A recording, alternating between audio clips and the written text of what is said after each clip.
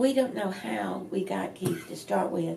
We were very thankful because those of us who were there and who wanted to stay there and wanted to keep the church going were afraid that if we didn't have some real young and vital person, the church would go to naught, you know. And so we loved Keith's spirit, that it didn't bother him that it was just a few people. He was going to work with what was there.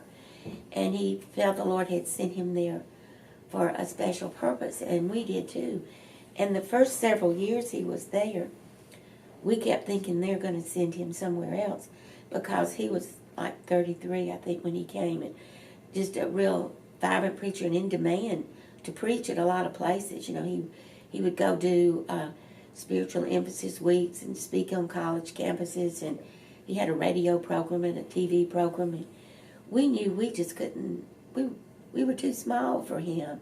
But we were just so thankful that he was willing to stay, you know, at a church that was small and not growing very much to start with.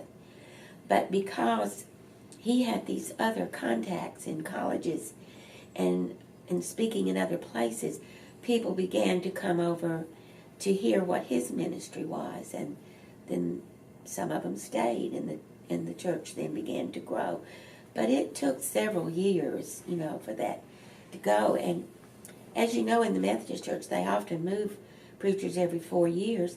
So 4 years was not going to be enough for us to have a big turnaround. And so we were so thankful that he was able to stay more years there until there could be this turnaround.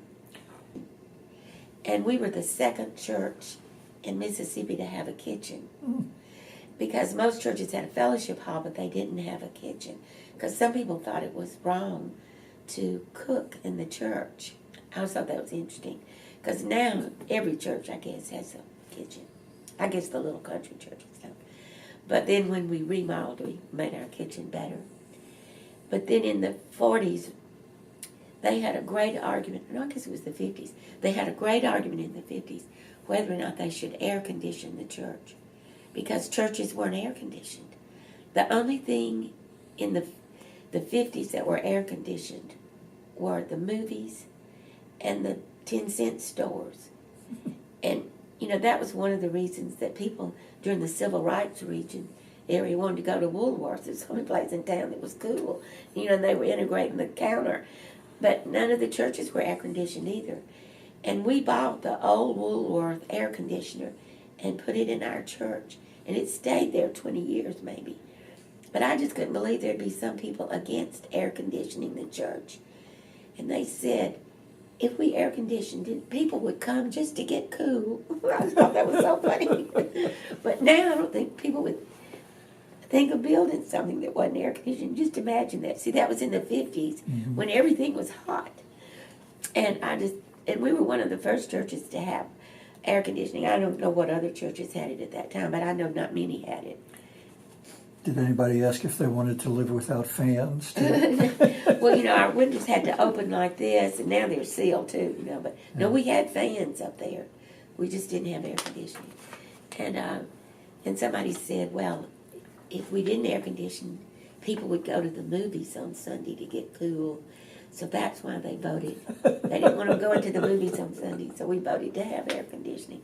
So when Keith got there, we were air conditioned. When we came to Mississippi, we just stayed Methodist, and then we chose Galloway for the reasons Marguerite has discussed. And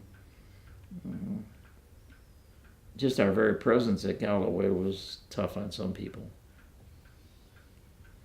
So how long did that process last? As you experienced this at Galloway? Well, we joined Galloway since immediately when we came, didn't we? In 1962, and we went to Switzerland in 1974. That summer we left. So in summer of 12 1974 we left. So 12 years. I see. 10, 12 years. You stuck it out there for that long? Yeah, well, I'm not sure sticking it out is quite the right term.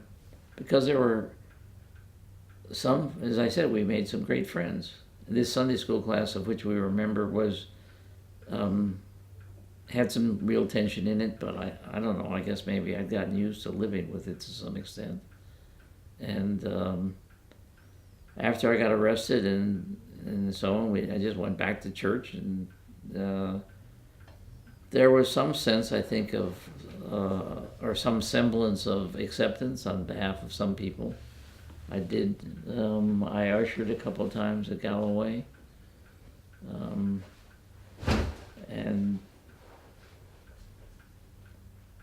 different people, when Sela resigned from the pulpit at Galloway, that was the first day that anybody had been turned away. That was a very powerful symbol.